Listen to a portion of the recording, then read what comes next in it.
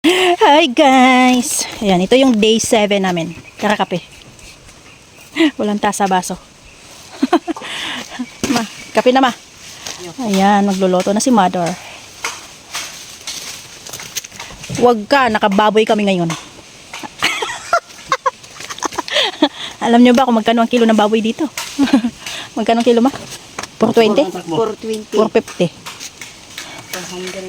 450. 420. Oh, diba? Grabe. Magkape muna tayo para matanggal yung nervyos natin. O lalo tayong nervyosin. With chinapay. O, diba? Grabe.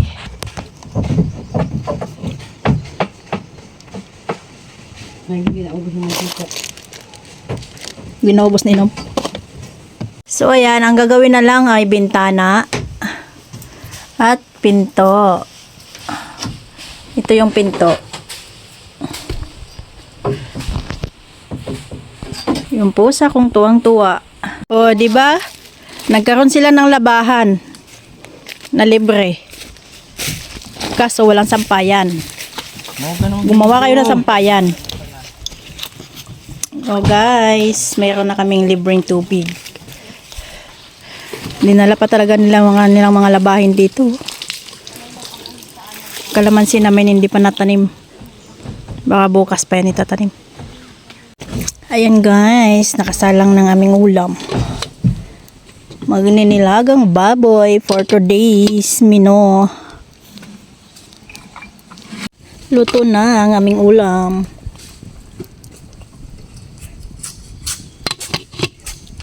Sinaing naman. Bakit kasama? Tapos, mag-ihaw kami ng isda, tulingan. Para di mainitan. Ito ang bigas.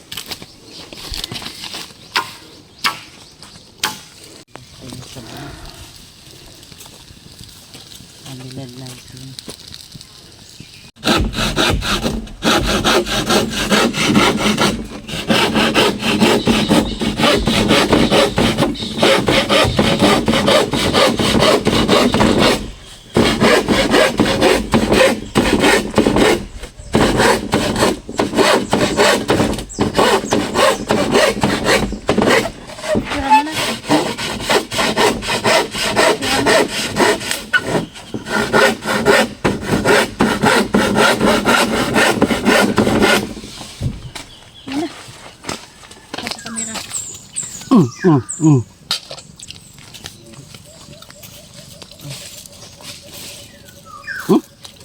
Ano yan ma? Kita ko dyan ma?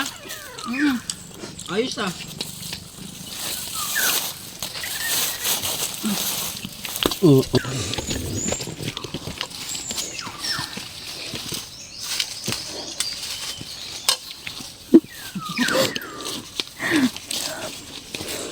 Lalo pala ako nagsubo ng tutong.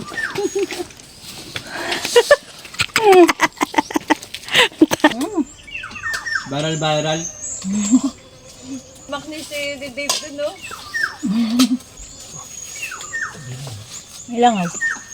Kaya nga inalisul Dave, damo ay. Let's nga.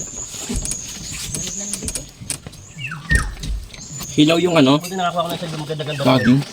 Oo nga, hilaw yun.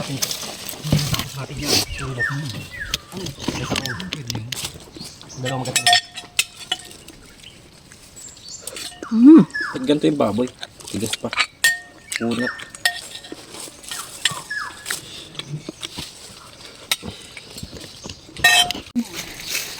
Yan, kanya-kanya ng silong. Pagkatapos kumain, kung saan ang malamig.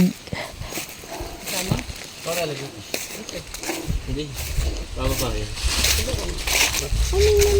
Ah, lamig dito. Tumigit ka na lang yan. Ay, kinagit ako. Ayan. Kano mo? Dabit mo? Ayun pala oh. Pinuro ko kaya sa iyo may bugas sa akin. Asa na? At sanang paganaw eh. Ah, wali na. Mga hubad ang mga lalaki dahil mainit. Ito yung balon. Alin? Anay. Ah. Wala na. Hindi nakatira anay dito. Iinom yan. Dapat dito, may ano